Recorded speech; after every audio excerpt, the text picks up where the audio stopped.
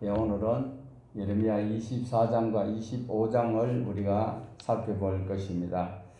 우리가 보고 있는 예레미야서는 좀 긴 책 중에 긴 책입니다. 1장에서 52장까지 꽤 길게 기록되어져 있는데 크게 세 부분으로 나눠 볼 수가 있습니다. 1장부터 45장까지는 심판에 대한 말씀이 기록되어져 있고, 주로 어느 심판이냐 하면 유다에 대한 심판을 기록을 하고 있습니다. 그리고 46장부터 51장까지는 주변 나라들에 대한 심판이 기록되어 있고, 마지막으로 52장은 부록 같은데 유다의 멸망에 대한 것을 그리고 있습니다. 이렇게 크게 세 부류로 나눌 수가 있는데, 자, 1장에서 25장까지를 보면 또 13가지의 재앙이 있는 것을 심판을 우리에게 소개를 쭉 하고 있습니다. 그리고 26장부터 29장까지는 예레미야의 개인적 갈등이 기록이 되어져 있고, 30장부터 33장은 회복의 말씀이 기록이 되어져 있습니다. 선지서의 양축이라고 말할 수 있는 심판과 회복입니다. 그리고 34장부터 45장까지는 바벨론의 패망과 유다의 실제적인 그런 상황을 쭉 열거를 하고 있고, 그리고 46장부터 52장까지는 주변 나라의 심판이지요. 그리고 52장은 결론적으로 유다의 패망에 대해서 기록을 하고 있습니다. 자, 오늘 우리가 보는 24장에서 25장은 13번째 재앙, 심판에 대한 것 중에서 12번째와 13번째 마무리하는 것을 볼 수가 있는데, 오늘 우리가 24장 1절을 보았던 것처럼 어떤 말씀이 기록되어 있는가 하니까 제목의 말씀처럼 무화과 두 광주리 비유가 나오고 있는 것을 볼 수가 있습니다. 자, 여기 보면 1절에서 바벨론의 느부갓네살 왕이 유다 왕 여호야김의 아들 여고냐와 유다 고관들과 목공들과 철공들을 예루살렘에서 바벨론으로 옮긴 후에, 이때가 바로 BC 597년 2차 포로로 간 후에, 2차 포로입니다. 1차가 아니고 2차 포로입니다. 여호와께서 여호와의 성전 앞에 놓인 무화과 광주리를, 두 광주리를 예레미야에게 보여주고 있습니다. 자, 이때의 24장의 배경은 이때에 누가 통치를 하고 있을 때일까요? 바로 시드기야가, 마지막 왕 시드기야가 통치를 하고 있는 상황입니다.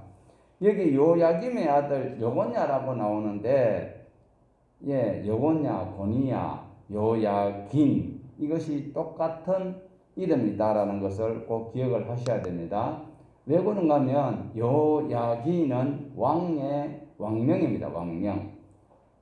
본래 이름은 요고니야, 또 고니야라고도 부르는데, 요야긴은 여러 사람들이 포로로 잡혀갈 때에, 구체적으로 언제 잡혀갔냐 하면 BC 597년이 이 일이 있은 후에 무화과 광주리를 보고 난 이후에 놓여 있는 것을 말씀을 하고 있습니다. 자, 보니까 예레미야가 보니까 한 광주리는 아주 좋은 무화과이고 하나는 먹을 수 없을 정도로 나쁜 무화과가 담겨 있다라는 것을 보여주고 있습니다. 자, 왜 이렇게 보여주었을까요? 보여주었던 것이 중요한 것 같으면 분명히 설명이 있을 것입니다. 그래서 우리가 설명을 해놨는 것을 5절을 보면 되겠습니다. 이스라엘의 하나님 여호와께서 이와 같이 말씀하시니라. 내가 이곳에서 옮겨 갈대아인의 땅에 이르게 한 유다 포로를 이 좋은 무화과 같이 잘 돌볼 것이다 라고 기록을 하고 있습니다. 여호야긴과 함께 포로로 끌려간, 여호야긴이 어디로 포로로 끌려갔냐면 바벨론으로 포로로 끌려가는 거거든요.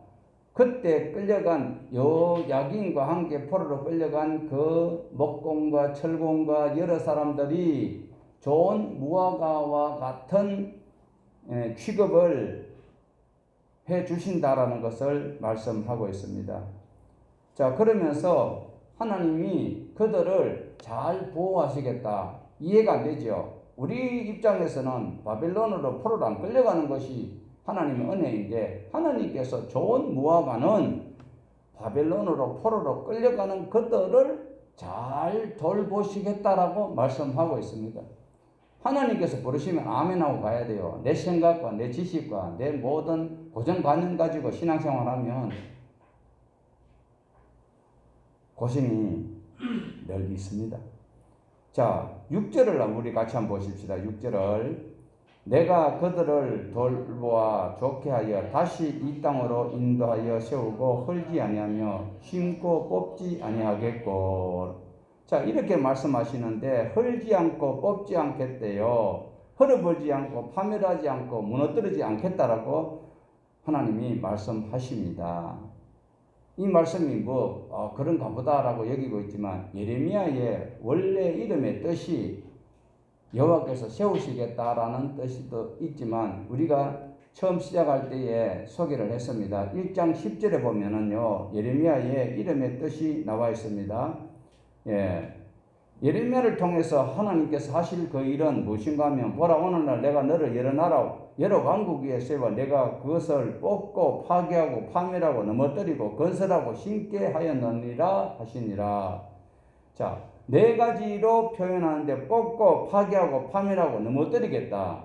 이것이 예레미야의 하나님 말씀 받아서 선포하는 그 과정이었어요. 계속 심고 뽑고 파괴하고 파멸하고 넘어뜨리는 것.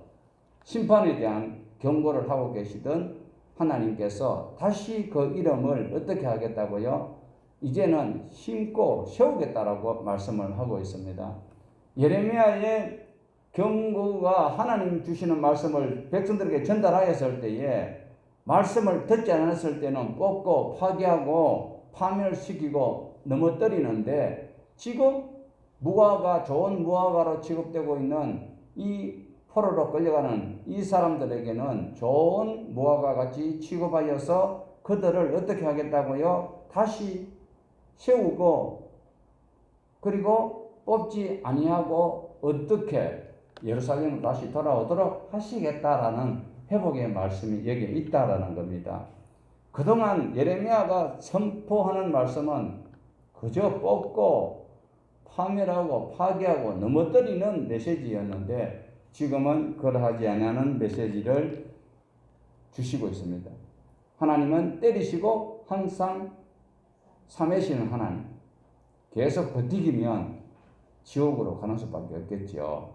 자, 우리가 24절에서 어떤 사람들을 하나님께서 세우시겠다라고 하셨는지를 살펴보셔야 돼요. 2차 포로로 끌려가는 사람들, 2차 포로로 끌려가는 사람들을 하나님께서는 세우시겠다라고 말씀을 하고 있습니다. 그리고 나중에 다시 고국으로 돌아오도록 하시겠다라고 말씀을 하고 있습니다. 그런데 2차 포로로 끌려가는 사람들이 하나님의 마음에 쏙 드는 사람들일까요? 그건 아니라고 봐요. 이건 아니라고 봐요. 여러분, 2차 포로로 끌려간 그 왕과 여러 사람들이 있지만 그 중에서 좀 괜찮은 사람이 누구냐라고 우리가 찾아볼 수 있다면 한 사람 있어요. 여러 사람도 있을 수 있겠지만 그 중에서 좀 괜찮다는 사람이 바로 에스겔이에요. 에스겔이 2차 포로 때 같이 끌려가고 있어요.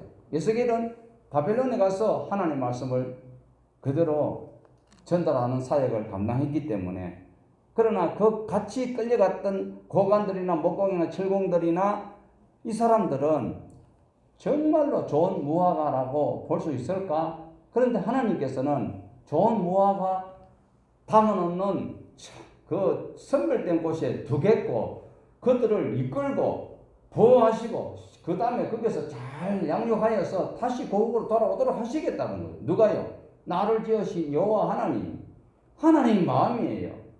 그런데 지금 그렇지 않아하고 있어요. 2차 포로 때 정말 아까도 말씀드렸지만 끌려간 사람들 중에서 그렇게 탐탁하고 신앙이 좋은 사람들은 아니었지만 하나님께서 이렇게 취급을 해 주시고 있습니다. 중요한 것은 하나님이 하시겠다는데 뭘? 하나님 하시겠다는데 누가 감히 반기를 줄 수 있겠어요? 하나님은 마음에 속 들지는 아니하지만 하나님께서 어떻게 하시는지 7절을 우리 같이 보십시다. 24장 7절 내가 여호와인 줄 아는 마음을 그들에게 주어서 그들이 전심으로 내게 돌아오게 하리니 그들은 내 백성이 되고 나는 그들의 하나님이 되리라. 자, 포로로 끌려간 사람들 막 1 더하기 17 이러면서 막 아래로 쳐다보고 막 불평불만이 많아요. 그런데 그들이 하나님의 은총을 받을 수 있도록 자격을 하나님이 주시는 거지 그들이 자격이 있는 것은 아니다라는 거예요. 그래서 하나님께서 그 마음을 주신다라는 거예요. 오늘도 이 예배당에 앉아있는 마음, 내가 믿음이 좋아서 내가 믿음을 생산하여서 여기 온 것이 아니다. 하나님께서 이끌어 주셨기 때문에 하나님께서 그 마음을 주셨기 때문에 내가 이 자리에 앉아있는 거예요. 포로로 끌려가는 그 인간들 그렇게 탐탁지 않아요. 그런데 하나님께서 그들의 마음을 믿을 수 있는 마음을 주시고 하나님을 찾을 수 있는 마음을 주시니까 하나님은 나는 그들의 하나님이 되고 그들은 하나님의 백성이 되도록 해 주시겠다라는 특혜를 누리는 것을 볼 수가 있습니다. 오늘도 많은 사람들이 예수 믿어주러 오는 척하고 건방진 그런 성도들이 가끔 있기는 있어요. 나와주는 것은 착하고 고마운 일이지만 그러나 누군가를 하나님께서 감동시켜서 그를 이끌게 하고 그 마음이 거절하지 못하도록 누가 마음을 주셔요? 하나님 주신 거예요. 그러니까 내가 믿음 좋다 소리를 할 수가 없는 입장이다라는 것 또한 알아주시기를 바랍니다. 가만히 있는데 이 사람들에게 하나님이 정말 천지를 창조하신 하나님이라고 믿을 수 있는 마음이 생길까요? 아니에요. 지금 바벨론이 쳐들어와서 끌고 가니까 바벨론에 가서 보니까 아이고 여기 신이 아무것도 아니구나. 바벨론이 엄청 큰 나라고 힘이 세니까 그 신이 센 줄 알았는데 결국 보니까 사람이 만든 것은 신이 아니고 하나님이 최고구나. 거기서 깨달은 것이 바로 어떤 동기가 부여될 때에 하나님을 찾는 거예요. 여러분 자발적으로 믿음으로 이렇게 예배에 나올 수 있는 것이 감사하고요. 갑자기 코로나가 걸리거나 아니면 무슨 암이 걸리거나 아니면은 설계가 고장이 나가지고 병원에 들어 누워 있으면 그때 하나님 안 찾을 인간 누가 있어요? 다 찾아. 어떤 계기가 주어졌기 때문에 바벨론으로 끌려가는 이들이 하나님이 정말 나의 하나님이라고 고백하는 그 과정을 볼 수가 있다라는 것이죠. 가만히 있는데 그들이 신앙 고백할 수 있는 것은 아니었고 이들이 원래 고집이 센 사람들이었잖아요. 그런데 에스겔은 바벨론에 끌려가서도 하나님의 그 말씀, 살고 있는 그들에게 불편하게 들려지는 그 말씀을 계속 전달하고 있었던 것 사실이다라는 거예요. 그런데 그들이 바로 하나님을 안 것은 아니에요. 1차로 끌려갔던 분이 누군가 하면 다니엘이거든요. 에스겔은 2차로 끌려갔어요. 1차에 끌려갔던 분이 다니엘인데 다니엘이 기록한 성경을 보면 느부갓네살이 3번이나 예루살렘을 침공을 해요. 그때에 느부갓네살이 하는 소리는 하나님께서 이 놀라운 일을 하셨다라고 고백을 하는 장면을 우리가 볼 수가 있는데요. 이스라엘의 하나님은 참 신이다. 누가 이야기하는가 하면 이스라엘에서 살고 있는 하나님의 택함 받은 성도들이 택함 받은 민족이 자기 하나님 여호와는 손톱 밑에 때처럼 취급을 하고 바벨론이나 아수르는 지금 망하고 있고 아수르 왕이나 바벨론에 섬기는 신이 큰 줄 알았는데 바벨론의 그 대왕인 느부갓네살이 고백하는 것이 물론 처음부터 그 고백은 안 하죠. 다니엘을 통하여서 하나님을 보게 되었고 경험하게 되고 그리고 그 고백하는 것이 이스라엘 하나님은 참 신이다라고 고백을 하는 걸 볼 수가 있습니다. 하나님밖에 다른 구원을 시킬 수 있는 다른 신은 없다라고 이방인의 입술을 통하여서 하나님을 증명하도록 하는 하나님의 솜씨를 여기서 볼 수가 있습니다. 자, 문제는요. 포로를 끌려간 자는 좋게 여김을 받을 수 있는데 포로를 안 간 자들이 있지요. 바벨론이 몇 차례 쳐들어왔다고요? 세 차례 쳐들어왔는데 세 차례 쳐들어오는 동안 또 끝까지 버팅기는 자들이 있어요. 그들은 뭐요? 지난 시간에 우리가 보았잖아요. 항복하면 사는 거요. 그런데 항복하지 않고 버티기면은 결국은 사망의 길로 갈 수밖에 없다라는. 그래서 나라가 망하거든요. 그래 포로로 끌려가면 사는 거요. 하나님께서 계획하신 바가 있어서 바벨론에서 하나님이 승리하시는 것을 체득하고 그리고 하나님을 바로 인식하고 거기서 현장 학습을 하고 고국으로 돌아와서 이제 실제로 살아가는 거예요. 연습은 바벨론에서 하는 거예요. 그래서 하나님이 특별 교육시키려고 하는데 버팅기고 있는 그 인간들은 나쁜 무화과이고 그래도 분소리하고 1 더하기 17 크면서 가는 그 사람들은 좋은 무화과 하나님께서 세우시고 보호하시고 다시 이끌어내시겠다라는 약속이 있다라는 것 꼭 기억을 하셔야 됩니다.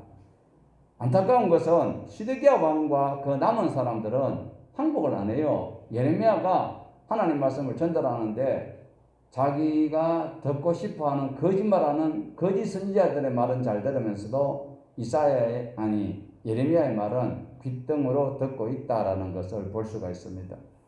자, 24장에서 표현하고 있는 나쁜 무화과는 어떤 결과를 초래하는가 하면 결국 그들은 전쟁과 기근과 전염병에 폭탄을 맞을 수밖에 없습니다. 자, 그래서 이제 25장에 가서는요, 바벨론에 가서 70년 동안 포로 생활할 것을 25장 1절에서부터 쭉 기록하고 있습니다. 같이 한번 보십시다. 25장 1절 유다의 왕 요시아의 아들 요야긴 넷째 해 고 바벨론의 왕 느부갓네살 원년에 유다의 모든 백성에 관한 말씀이 예레미야에게 임하니라. 자, 지금 또 어떤 왕이 나오고 있어요? 요야김이 왕이 된 지 4년이다라고 이야기를 하고 있습니다. 자, 도표를 참고를 해 주시면 되겠는데요. 요야김은 첫 번째는 요아하스가 왕이었고 요시아가 아들이 3명 손자까지 해서 요시아 이후에 왕이 유다가 망할 때까지 4명이 더 있는데 요시아 다음에 바로 요아하스, 그 다음에 요야김, 그 다음에 요야긴. 지금 24장에서는 시드기야 시대였다라고 기록을 하고 있다가 갑자기 보면 요야긴이 포로로 끌려간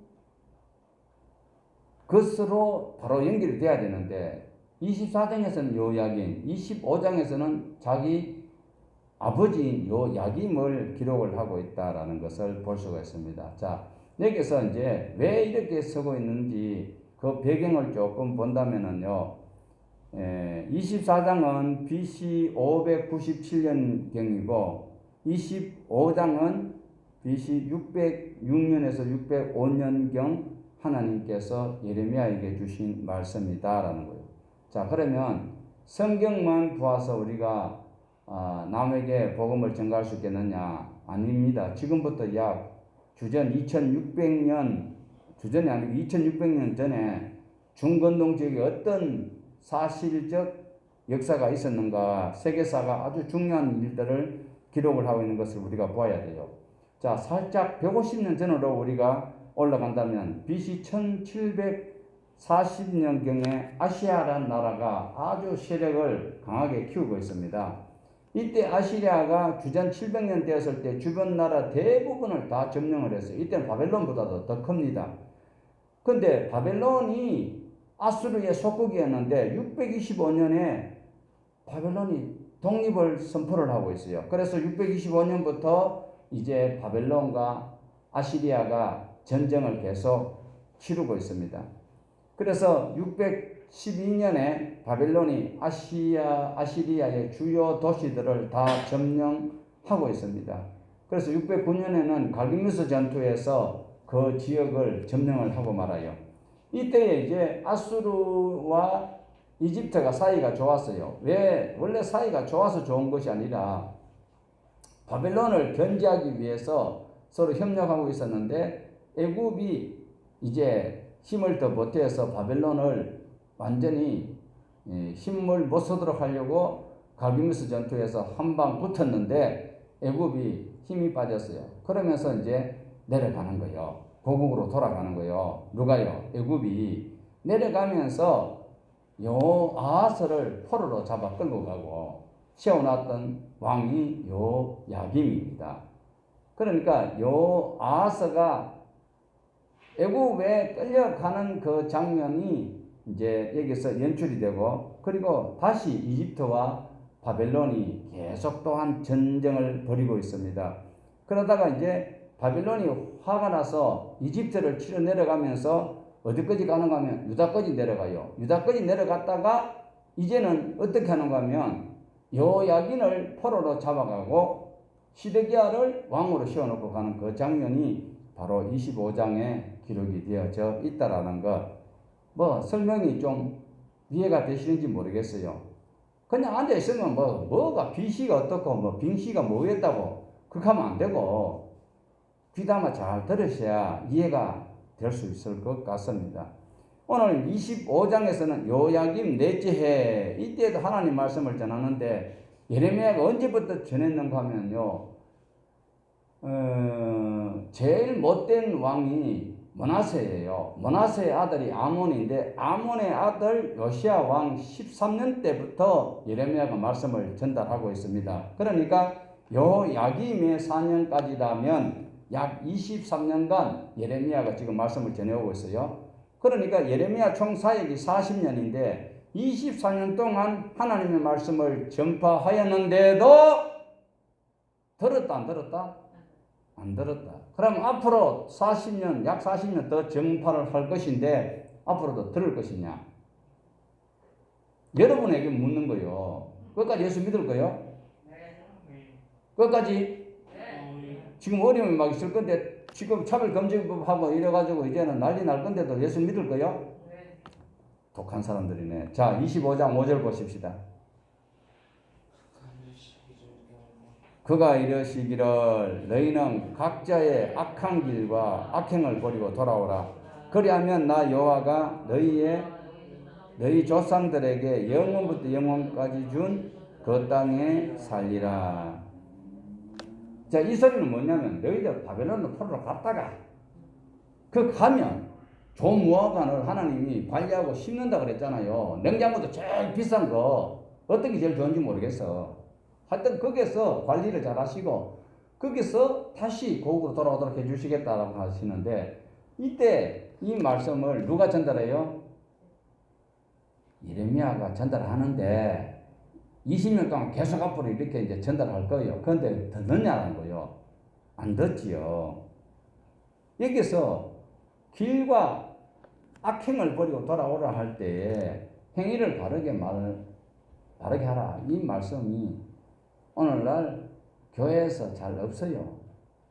그냥 철학적이고 심리학적으로 묘하게 힘들어하는 코로나로 자영업으로 또 자녀 문제로 여러 가지로 갈등 있는 이런 것들을 위로하는 말씀만 주지 하나님의 생명의 말씀이 바로 전달이 안 되고 있다는 거예요. 그런데 예레미야는 바로 생명의 말씀을 전달하고 있죠. 길과 악행을 버리고 선을 행하는 그 삶을 살면 하나님께서 인도해 주시는데 그 삶이 바로 무엇이냐면 선은 하나님의 말씀을 듣는 겁니다. 하나님의 말씀은 뭡니까?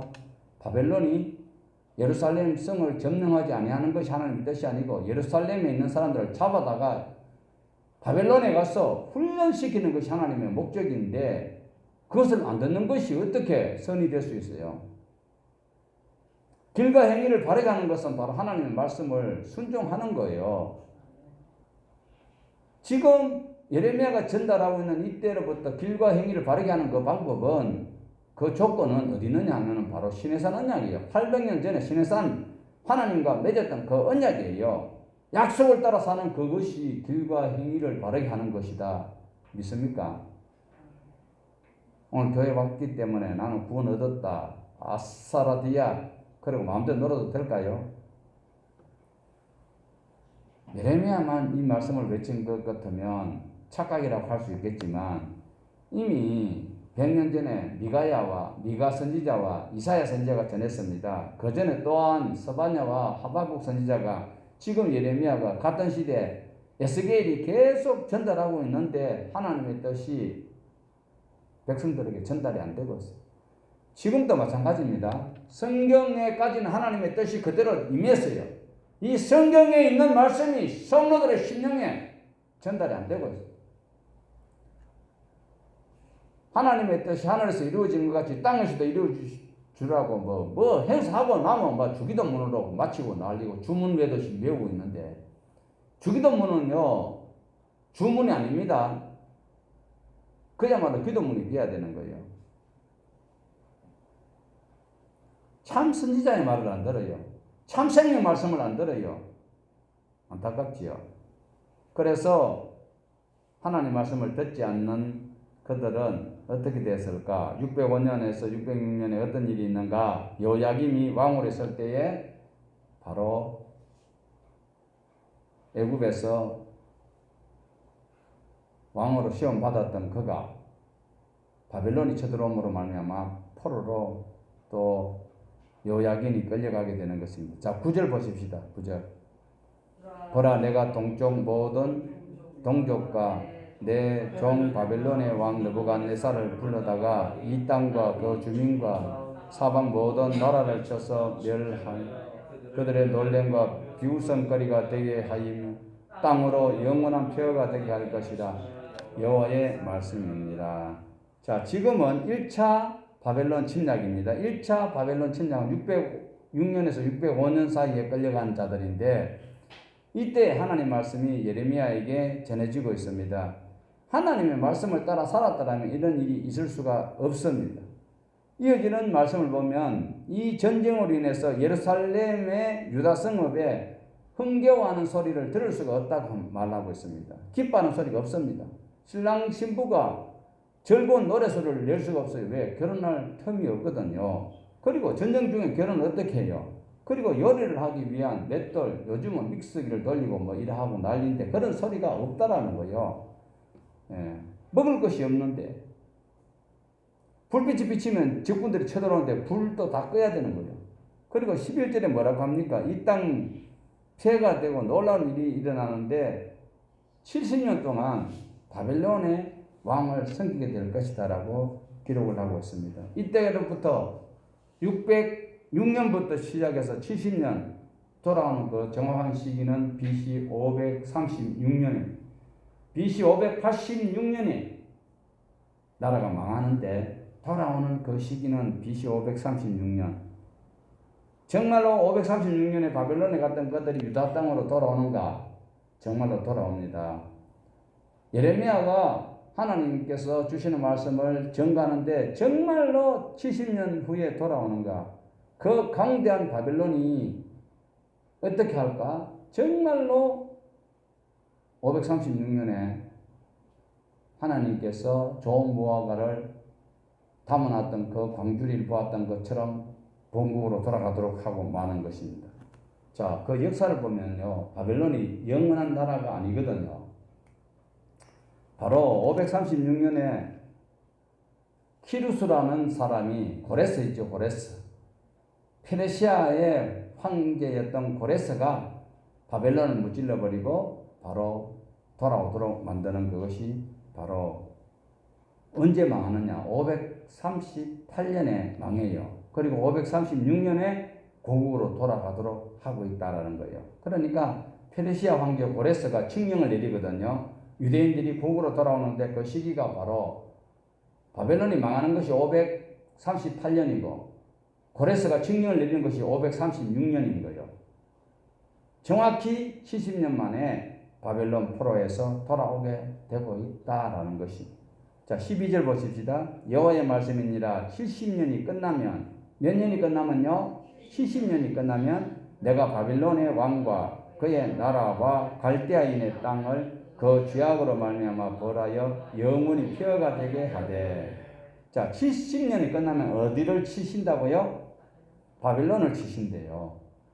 아니 바벨론에서 잘 먹여주고 훈련 잘 시키는데 자 여기서 보면은 625년에 바벨론이 아수르에서 해방이 되었어요. 그런데 약 700년경에 BC 700년경에 아수르가 굉장히 강대한 나라가 되었을 때 왜 강대국이 되었냐면 북이스라엘과 남유다를 견제하도록 하기 위해서 하나님께서 키웠어요.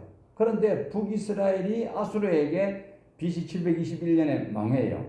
그런데 결국은 625년에 아수르가 망하는 것은 너무 악한 고난 이상을 했거든요. 그러니까 아수르가 망해버렸어요. 그리고 지금 여기도 보면 BC 538년에 바벨론이 망하는 것도 바벨론이 너무 교만하니까 하나님께서 처치를 하는 것을 볼 수가 있습니다. 그래서 오늘 25장은 바로 605년 이때라는 것을 볼 수가 있어요.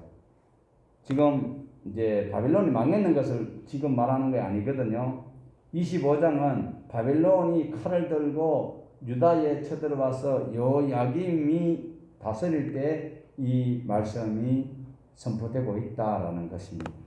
19절부터는 이제 다른 나라들을 쭉 치는 것을 말씀을 하고 있는데 가장 먼저 이집트에 사는 여러 족속을 치겠다 합니다. 우스 땅에 사는 왕도 치고 블레셋 땅의 모든 왕, 아스골론, 가사, 에골론 주민, 그리고 아스돗에 남아있는 주민, 에돔과 모압과 암몬과 두로의 모든 왕, 시돈의 모든 왕, 지중해 건너편 해안 지방의 모든 왕, 더담과 대만과 또 부스와 또 관자놀이에 머리카락을 짧게 깎은 모든 민족. 자, 우리 26절을 한번 보십시다. 북쪽 근원의 모든 왕과 지면에 있는 세상의 모든 나라로 마시게 하리라. 세상 왕은 그 위에 마시리라. 자, 이게 마지막 세삭은 무엇일까요? 무세삭? 세삭이 무엇일까요? 세삭은 바로 바벨론 왕을 말하고 있습니다. 결국은 바벨론까지도 내려앉히고 만다는 하나님의 말씀입니다. 예레미야가 이렇게 예언한 이후에 말씀처럼 중동 지역의 대부분 나라들이 장악을 당하게 되고 70년 지나서 바로 메대와 페르시아가 해방을 주었습니다. 하나님께서 고레스를 들어서 약속을 집행을 하셨습니다. 자, 역사 가운데서 이런 말씀이 반복적으로 선지서에서 나타나고 있는데 반복적인 것은 무엇 때문에 그럴까요? 중요하기 때문에 그렇다라는 거예요. 궁극적으로 모든 나라가 하나님의 심판을 받게 되는데 이 심판을 미리 보여주고 있고 궁극적으로는 요한계시록에 가서 마지막 심판을 볼 수가 있습니다. 오늘 이 자리에 계신 여러분도 마지막 심판이 있다는 걸 꼭 기억을 하셔야 돼요. 현실에 아둥바둥 하다가 나중에 가슴 칠 일 만나지 말고 현실 속에서 충실할 수 있기를 원합니다. 궁극적으로 어려운 일이 있을 때 어디를 바라보면서 견뎌나가야 될까요? 영원한 새 나라와 새 땅. 자, 29절을 한번 보십시다. 하나님의 심판이 무섭게 전해지고 있습니다. 보라, 내가 내 이름으로 일컬음을 받는 성에서부터 재앙 내리기를 시작하였은즉 면하지 못하리니 이는 내가 칼을 불러 세상의 모든 주민을 칠 것임이라 하셨다 하라. 만군의 여호와의 말씀입니다. 자, 그날에는 이 땅 끝에서 저 땅 끝까지 이르기를 죽임을 당한 시체가 너무 많아서 장례식 치러줄 사람도 없고 울 힘도 없다라는 거예요. 모두 다 죽기 때문에 물어줄 사람도 없다라는 거예요. 목자들이 울부짖는 소리와 양떼의 인도자들이 통곡하는 소리를 듣게 되는데 그런 일이 왜 벌어질까요? 하나님의 말씀을 거역하고 반역할 때 이 같은 무서운 심판을 누가 하실까요? 하나님이. 자, 하나 물어봅시다. 하나님은 사랑의 하나님 아니십니까? 사랑의 하나님이신데 왜 무서운 이 심판을 내리실까요? 하나님은 진노의 하나님이시다라는 것도 기억을 하셔야 됩니다. 조신 하나님 그것만 자꾸 찬양하면 안 되고요. 그럼 버르장머리가 없어져. 우리를 향하여서 복을 준비해 놓으시고 그 복받을 짓을 안 하기 때문에 이를 갈고 계신 하나님이심을 또한 기억하는 자가 두려움으로 구원을 이루는 현명한 하나님의 백성이다라는 것을 기억을 하셔야 돼요. 하나님께서는 참고 계시지만 매를 드는 그 시기가 있다라는 거 꼭 기억을 하십시오. 피조물인 사람이 창조주인 하나님을 없인 여기고 감각적인 신앙으로 자기에게 유리한 신앙으로 하나님을 이용하고 예수님을 이용하고 성령님을 이용하면 지옥을 면치 못한다. 지금도 현재도 이 땅에 일어나는 많은 일을 보면 하나님께서 분노하고 계심을 기억해야 돼요. 특별히 주의 이름으로 모이는 주의 백성들이 교회에 모여있는 성도들의 그 심보 속에서 하나님 앞에 생명과 평강을 주시는 그 하나님의 말씀대로 살지 아니하고 자기 이기심으로 하나님을 이용하려고 하는 자, 성공하려고 하는 자 안 된다. 우리 기독교는 성공주의적 기독교가 아닙니다. 우리 기독교는 생명의 종교입니다. 사나 죽나가 중요한 것이지 성공하는 것이 중요한 것이 아니다라는 걸 꼭 기억을 하셔야 돼요. 오늘 우리가 보고 있는 예레미야 25장은 바로 BC 606년에서 605년경 바벨론의 1차 포로를 앞두고 예레미야에게 하나님께서 주시는 말씀이다라는 겁니다. 바벨론을 통하여서 바벨론을 인하여서 완전히 황무지가 될 것인데 항복을 해라. 이런 일을 있지요. 자, 한번 보세요. 제가 어릴 때 봤어요. 산에 불이 났어요. 산불이 나가지고 저 산에서 막 이 마을 쪽으로 막 넘어오고 있어요. 그럼 어떻게 해요? 불을 끄야 되죠. 막 불이 이쪽으로 마을 쪽으로 막 우리 쪽으로 오고 있어요. 이때에 그 불을 끄기 위해서는 어떻게 해야 돼요? 도로 불을 질러야 돼요. 맞불을 질러가지고 불 처음에 붙여놓으면 불이 이쪽으로 오는 건 끄기 쉽잖아요. 그러면서 싹 번져가면 좀 아깝지만 그것을 내주고 전체가 살 수 있는 것. 오늘 저와 여러분이 이 땅에 생활하면서 권사님 앞으로 권사님 오래 사셔야 제가 볼 때 앞으로 한 30년 더 살면은 기자들이 늘 찾아와서 괴롭게 할 것 같은데 그 사이에 하나님이 기뻐하시는 일들을 위해서 내가 손해를 많이 보면 상급이 준비되어 있다라는 역설적인 교리가 기독교입니다. 내가 죽으면 산대요. 다른 종교는 내가 살아야 되는데 예수님을 보고 죽으래요. 그러면 산다. 믿습니까? 근데 저는 살고 싶은데. 자, 지금 바벨론이 1차 침략으로 망합니까? 안 망해요. 2차, 3차를 통해서 망해요. 1차 때에 항복해버렸더라면 얼마나 좋았을까? 끝까지 버팅기다가 예루살렘 다 불 다 타버리고 이 사람들이 말 안 듣는 바람에 에스라 선생님하고 서르바벨하고 느헤미야가 얼마나 고생을 했어요. 여러분이 바로 말씀에 순종하면 내 새끼들이 잘 된다니까. 복을 받는다니까. 내가 지금 내 고집으로 내 지식으로 내 생각으로 버팅기고 있으면 내 후손들이 어려움을 당하는 거죠. 이 양반들이 이때 항복해버렸더라면 느헤미야가 그 고생 안 해도 되잖아요. 2장부터 25장까지 이어지는 이 13가지 심판을 우리가 보았습니다. 조금씩 표현은 다르지만 결과적으로는 칼과 기근과 전염병이 도래하여서 다 죽을 것이다. 정말 무서운 말씀이 선포되고 있습니다. 왜 이 같은 말씀이 반복될까요? 아직 멸망이 안 됐어요. 아직까지 바벨론이 쳐들어와서 나라를 완전히 안 없앴어요. 아직 2차 더 남았어요. 하나님께서 원하시는 것은 그 전에 지금이라도 돌아오라는 거예요. 지금 돌아옵시다. 오늘부터, 지금부터. 하나님 우리를 붙들고 계시지만 나도 하나님을 찾을 수 있는 믿음이 발동할 수 있기를 원합니다. 하나님 심판 가운데 놓여있는 일을 바라보고 안타까워할 수 있는 그런 마음이 회복될 수 있기를 원합니다. 좋은 무화과 세상적으로 보면 항복하고 내가 손해보고 오리가작한데 심리 가져야 되고 이런 삶을 사는 자가 좋은 무화과 광줄에 담긴다라는 것. 오늘 또 말씀에 의지해서 내 행위가 어떤지 돌아보고 좋은 무화과 광줄에 담기는 것처럼 세상 사람이 볼 때는 손해보는 자로 여겨질 때 하나님의 좋은 무화과가 되는 것을 기억을 하시고 끝까지 승리하시기를 주님의 이름으로 축복합니다. 하나님 아버지